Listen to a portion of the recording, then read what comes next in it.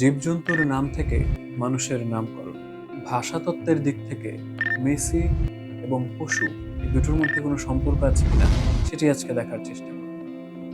জনৈক ভাষাতাত্ত্বিকের মতে সিংহ শব্দটি ভোটচিনি শব্দ থেকে সংস্কৃত ভাষায় রূপান্তরিত হয়েছে এবং আফ্রিকান কোনো কোনো ভাষায় সিংহের প্রতিশব্দ হচ্ছে সিম্বা, অর্থাৎ সেখানে সিংহকে সিম্বা নামে ডাকা হয়। কিন্তু অনেক ভাষাতাত্ত্বিকগণ এই বিষয়টি গ্রহণ করেন না, কারণ তাদের মতে প্রায় ১৫০ বছর আগে গুজরাট থেকে কেনিয়াবাসীরা এই সিংহ শব্দটি ধার করে গুজরাতের যে উচ্চারণ ছিল সিংহের সেই মারফত, এবং সেখান থেকেই আফ্রিকায় যখন যায় সেটি সিম্বা নাম ধারণ করে। অর্থাৎ সিম্বা থেকে সিংহ কিংবা সিংহ থেকে সিম্বা, এই দুটি বিষয়ে ভাষাতাত্ত্বিকদের মধ্যে একটি মতবিরোধ এবং মত পার্থক্য দেখা যায়।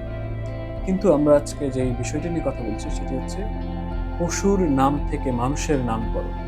সেটি কিভাবে, সেটি একটু জানা যাক।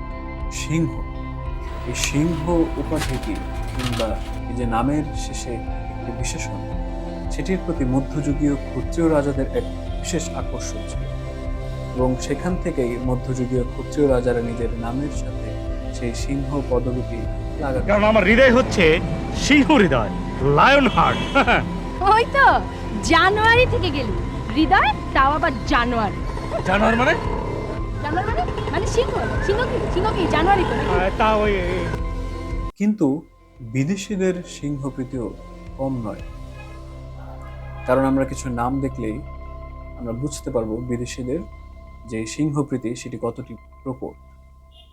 লিও টলস্টয়, এই বিখ্যাত লিও টলস্টয়ের যে লিও নামটি, সেই নামটি এসেছে সিংহ থেকে, লায়ন থেকে লিও, এবং এটাতে বোঝা যায় যে তাদেরও যে সিংহপ্রীতি সেটি কম নয়।